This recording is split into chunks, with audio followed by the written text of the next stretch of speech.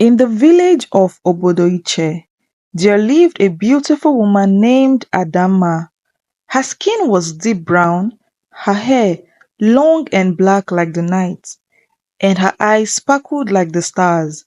But the villagers feared her.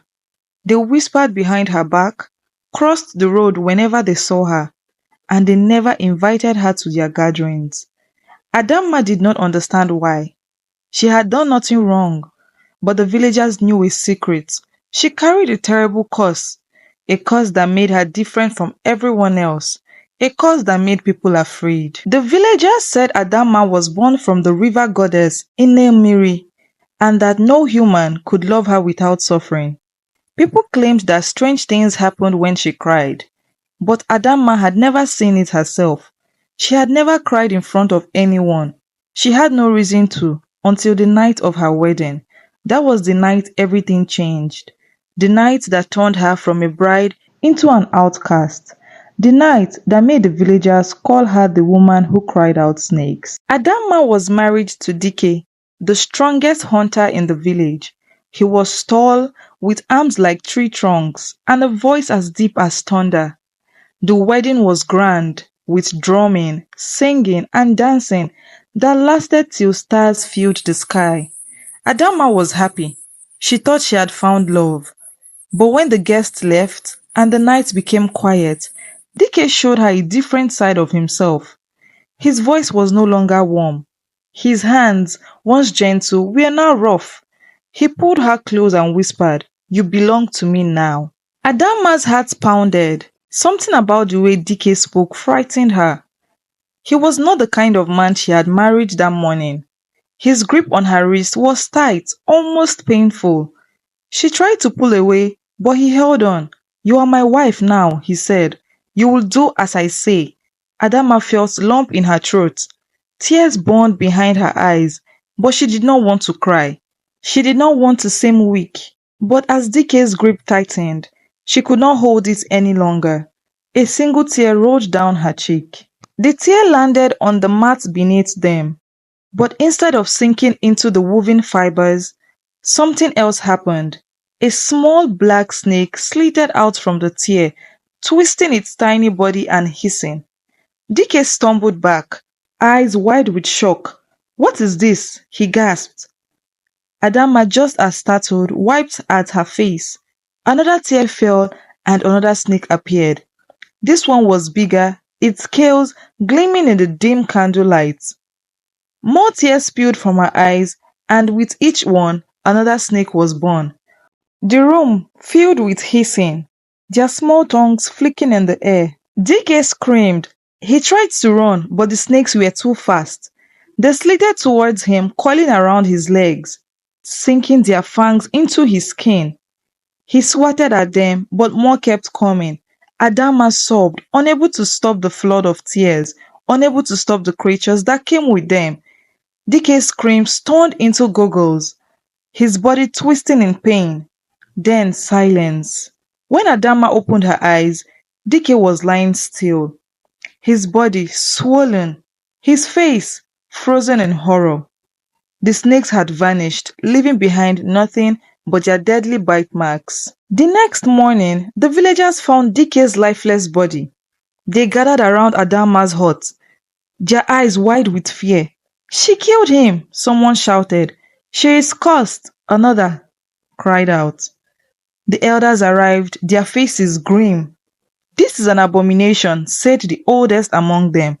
"No woman should cry out snakes. She is not one of us," the villagers whispered among themselves, stepping farther away from her. Adanma's heart ached. She wanted to explain, but how could she? Even she did not understand what had happened. She had only cried, and he had died. The elders held a meeting that evening. They sat under the great Iroko tree, their voices low and serious.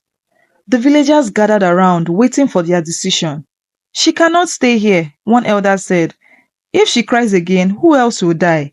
The chief nodded. "We must banish her." Adanma fell to her knees. "Please," she begged, "I don't want this curse. I don't know why it happened." But the elders did not listen. The people of Obodo Iche believed in spirits and curses, and to them, Adanma was dangerous. She had to leave before more people died. With only a small bundle of food and a wrapper tied around her shoulders, Adanma was sent away. She walked out of the village, her feet dragging in the dust. The people she once called friends turned their backs on her. Even the children who had once played near her home now hid behind their mothers. She wanted to cry, but she held it in. She could not risk calling forth more snakes. So, without a single tear, Adanma disappeared into the dark forest, leaving her home behind forever. The forest was alive with strange sounds. Owls hooted from the treetops, unseen creatures rustled in the bushes, and the wind whispered through the leaves. Adanma walked carefully, listening to every noise. She had no home now, no one to protect her. She had to survive on her own. The night grew colder and hunger gnawed at her stomach. She found a large tree with twisted roots and curled up against it. As she closed her eyes, she thought about Dike. She had not meant to hurt him, but her tears had done what her hands could never have. The next morning, Adama woke up to golden sunlight filtering through the trees. She stretched her stiff limbs and stood up, brushing dust from her wrapper. She had to find food. She searched the forest, picking wild berries and digging up roots she recognized. As she chewed on a bitter fruit, she thought about her mother. Had she known about the cause? Had her mother hidden this secret from her all these years? Adama clenched her fists. If her mother had known, why hadn't she warned her? Why had she let her grow up without knowing what she was? Days passed and Adama built a small hut from sticks and dried leaves. It was simple, but it kept her safe from the cold. She caught fish from a nearby stream, sharpening stones to use as knives. She learned which plants to eat and which ones could make her sick. But no matter how much she tried to live in peace, she was still alone. She missed the sound of laughter, the warmth of people. She sat outside her hut at night, staring at the stars, wishing she could go back to a time before the curse had awakened. One evening, as Adama washed her face in the stream, she heard footsteps behind her. She spun around, her heart racing. An old woman stood there, her back bent with age and her eyes milky white. She wore a long faded wrapper and her feet were bare. Adama gasped. No one ever came this deep into the forest. Who are you? She asked. The old woman smiled, her voice raspy but kind. I have been watching you, child, she said. I know your pain, I know your cause, and I know where it came from. Adama's breath caught in her throat. The old woman's voice was soft but powerful, like the wind before a storm. You know about my cause? She asked, stepping closer. The old woman nodded. Your mother made a bargain with Nne Mmiri, the river goddess. She wished for a child as beautiful as the moon, as strong as the sun. But such gifts come at a cost. Adama's hands trembled. What was the cost? The old woman sighed. Your mother did not know it at the time, but the goddess took something from you. Your tears. Adama frowned. But I still cry, she said. The old woman shook her head. No, child. You cry, but your sorrow is not yours alone. The river goddess changed your tears into life and death. Each tear you shed brings forth a serpent, and each serpent carries the weight of the bargain your mother made. Adama's heart pounded. Then, how do I stop it? The old woman's eyes darkened. To break a curse, you must find its source. You must return to Nne Mmiri herself. Adama shivered. She had heard of the river goddess, but never dared to seek her. The old woman pointed towards the east. Follow the river until you reach the place where the water glows at night. There you will find her. Adama hesitated. What if the goddess refused to help? What if she asked for something even worse in return? But she had no choice. She could not live like this forever, hiding in the forest afraid to cry. Thank you, she whispered. The old woman smiled, but said nothing more. When Adama turned back to ask another question, the woman had gone, vanished like mist in the morning sun. Adama set out at dawn, following the winding river. The journey was long and the sun burned her skin. She walked for hours, her feet aching. She crossed bridges made of vines, climbed over fallen logs, and waded through shallow waters. As night fell, she saw it, the glowing river. The water shimmered with a strange blue light, casting airy shadows on the trees. She had never seen anything like it. This had to be the place, but now that she was here, fear crept into her. Would Nne Mmiri help her or punish her? She knelt by the river, her hands trembling. Great Nne Mmiri, she called, I have come to seek your help. The water remained still. Nothing happened. Adanma's heart sank. Had she come all the way for nothing? Then suddenly the river moved. The water rose, twisting into a woman, with skin as smooth as water, her hair flowing like waves, and eyes that shone like the moon. You dare call upon me? The goddess' voice echoed. Adanma swallowed hard. I need your help. I do not want this curse. Nne Mmiri tilted her head, a slow, airy smile forming. Your mother asked for beauty and strength, Nne Mmiri said, circling Adanma like a tide pulling back before a wave crashes. She did not ask what price she must pay. Adanma clenched her fist. She did not know. You tricked her. The goddess's laughter rang through the air, cold and sharp. I gave what was asked, and you have been blessed. Your tears create life. Adanma shook her head. They bring death.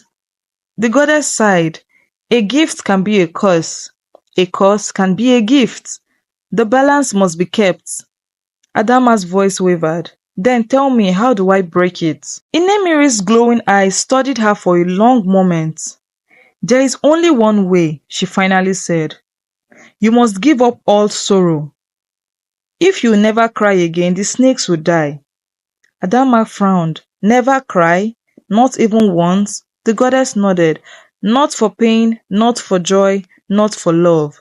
Your heart must be as dry as the desert. Adanma felt her stomach twist. How could she live without sadness, but also without happiness? Could she truly give up every feeling? But if she didn't, she would never be free.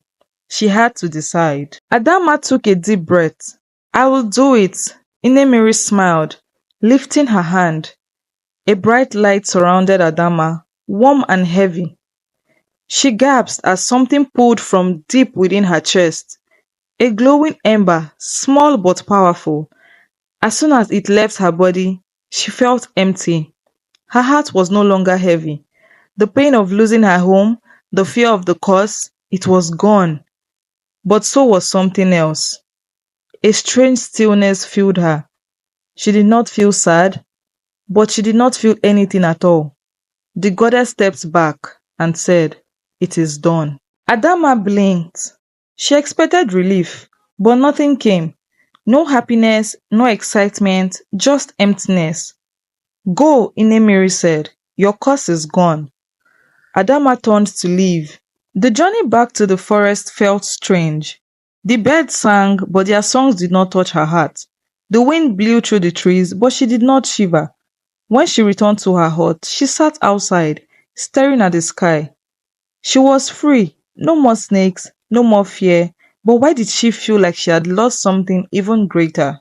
Years passed, and Adanma returned to the village. The people, though cautious, welcomed her back. She married again, had children, and built a life. But something was missing. When her child took her first steps, she clapped but did not laugh.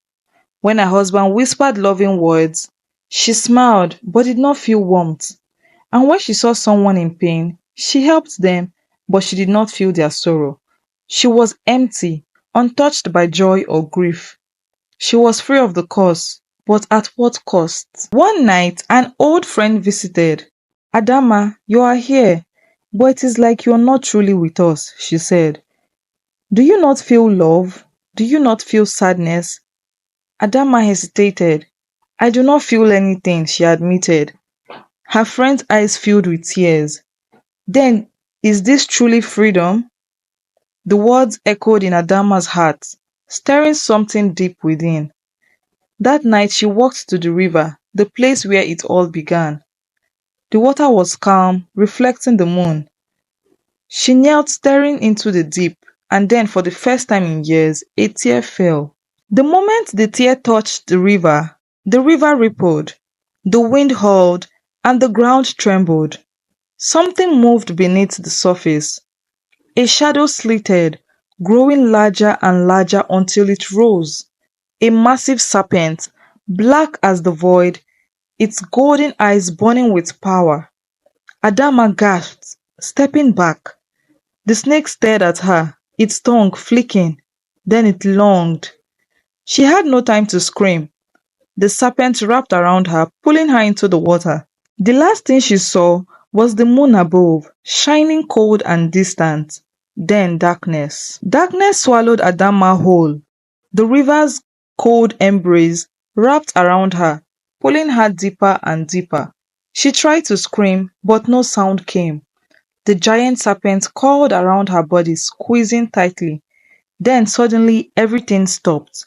She opened her eyes and found herself standing in a place that was not the river, not the village, and not the world she knew.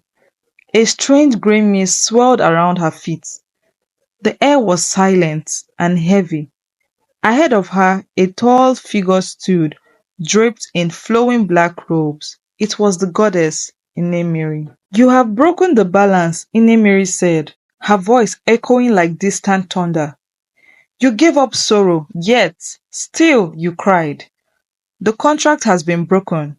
Adanma shivered. I did not mean to. I did not want to feel anything. The goddess's glowing eyes narrowed. And yet you wish to be free? But freedom without pain is not life. It's emptiness. Adanma's heart pounded. For the first time in years, she felt fear. Was this it? Would she be punished for breaking the contract? Would she be swallowed by the river forever? Nne Mmiri raised her hand. The mist around them swirled faster, forming shapes of the past. Adanma saw her mother kneeling at the river's edge, begging the goddess for a child. She saw her own wedding night, the moment she cried for the first time and when the curse turned into a serpent. She saw the years of loneliness, the feeling of emptiness after the curse was taken. The images filled her mind, rushing like a river. Then the goddess spoke. What do you wish for now, child?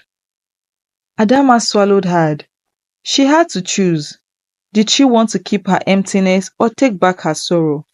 Adanma thought of the laughter she could no longer feel, the love she could no longer embrace, and she thought of her children, her husband, her life that had felt distant, like a dream she could never touch.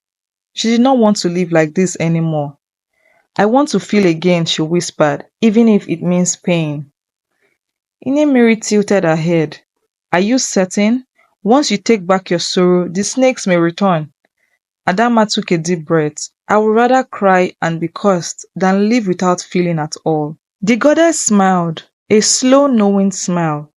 She raised her hands and the mist thickened, wrapping around Adanma like a cocoon. The warmth rushed through her, filling the empty space in her heart. Her chest tightened, her throat burned. Then a single tear fell, but this time no snake appeared. Instead, the mist cleared, and Adanma found herself standing at the river's edge once again. The moon shone above her, and the water was still. She gasped, clutching her chest. She felt everything again, the joy, the pain, the sorrow, and for the first time in years, she smiled. Adanma stepped away from the river, her legs weak. She looked around. The village was not far. She could see the glow of torches in the distance. She had been gone for only a moment, but she felt like she had been gone away for a long time. She took a deep breath and walked towards her home. Would the villagers still accept her? Would her family understand? She did not know, but now she had something she had not felt in a long time. Hope. Even if the snakes returned, she was ready to face whatever came next. When she reached the village, people gasped. Adanma, someone cried out. We thought you were dead. The chief came forward, his old eyes filled with suspicion. Why have you returned? Adama met his gaze. I have made peace with my curse, the villagers murmured. Some still feared her, but others looked at her with curiosity. She smiled, feeling the weight of her emotions once more. I am no longer an empty woman, she said. I am no longer afraid. The chief studied her for a moment, then nodded. Then let us see if the gods have truly set you free. The village healer stepped forward holding a small knife. If you are truly free, you will not cry out snakes, he said. If you cry, we will know the cause remains. Adama took a deep breath. They wanted to test her. She understood their fear. Slowly, the healer pressed the sharp edge against her palm, just enough to draw blood. Pain burned through her hand, and tears welled up in her eyes. She gasped as one rolled down her cheek and hit the ground. Nothing happened. The villagers watched, waiting, but no snake came. The curse was truly gone. A collective sigh of relief filled the air. The villagers looked at each other, whispering. Some still seemed unsure, but many nodded relieved. The curse has lifted, the healer said. The chief raised his staff, then let it be known, Adanma is one of us again. Cheers erupted, children ran towards her, touching her hands and laughing. Women embraced her, welcoming her back. Adanma's heart swelled. She was home. For the first time in years, she felt warm arms around her, felt real love and joy. She had lost much, but she had gained something greater. A life where she truly belonged. Life in the village was different now. Adanma walked alongside the other women, pounding yams, weaving baskets, and laughing with them. She played with the children. Their laughter filled her heart. She sat with her husband under the moon, their fingers entwined. She was no longer an outcast. But more than that, she was no longer afraid of herself. She had faced a goddess and had given up her emotions and also had fought back to get them. Now she understood what it meant to be human, to feel pain, to feel love, and to live. One day, as she sat by the river, she saw a reflection in the water, not just her own, but that of a woman with flowing hair and glowing eyes. Nne Mmiri, the goddess, smiled, but it was not the cruel smile of before. You have learned the lesson of sorrow and joy, she said. You understand the balance now. Adama bowed her head. Thank you, she whispered. Nne Mmiri nodded once, then disappeared into ripples. Adama touched her own face, tracing the part where her tears had once called forth snakes. She was free, truly free. Years passed, and the story of Adanma, the woman who once cried out snakes, became a legend. Children whispered it around the fires, eyes wide with wonder. But they did not fear her anymore. They saw her as a woman who had been tested by the gods and had won. Adanma lived a long life surrounded by family and friends. She never forgot the lessons she had learned. She never forgot the pain and joy that must exist together. And though she still cried, her tears only held sorrow and love, never snakes again. One day, when Adanma was old, she sat by the river once more, watching the sunset. She had lived a full life, one of love and laughter, of struggles and triumphs. She smiled as she saw her grandchildren playing nearby, their laughter echoing through the trees. She had once feared her tears, but now she embraced them. She wiped a tear from her cheek, feeling its warmth. She was no longer cursed. She was simply Adama, human, whole, and free. The villagers continued to tell her story long after she was gone. They spoke of the woman who had faced a goddess, who had walked the path of sorrow and found her way back. Her name became a symbol of strength, of resilience. And though the river still shimmered in the moonlight, whispering ancient secrets, no one feared it anymore. It was just water, just a river. And Adama, she had become a legend that time could never wash away. And so, in the village of Obodo Iche, where the earth drank deeply of old stories, Adama's tale lived on. A tale of a woman who cried out snakes, who lost everything, and who found her way back, not through magic, but through the power of her own heart. And whenever someone stood by the river and gazed into its depths, they swore they could see her reflection smiling back, forever free. Thank you so much for watching. If you got to this point, please give this video a thumbs up. It will help grow my small YouTube channel. Leave a comment in the comment section. Let me know your thoughts on this story. If you haven't subscribed yet to my YouTube channel, do well to subscribe and turn on post notifications so you get notified when I post more interesting contents like this. Do well to go through my page. I have more interesting videos as well, and do yourself a favor by clicking on as many as you can and watch. Hope you enjoy the stories on my page. See you guys in my next video. Bye.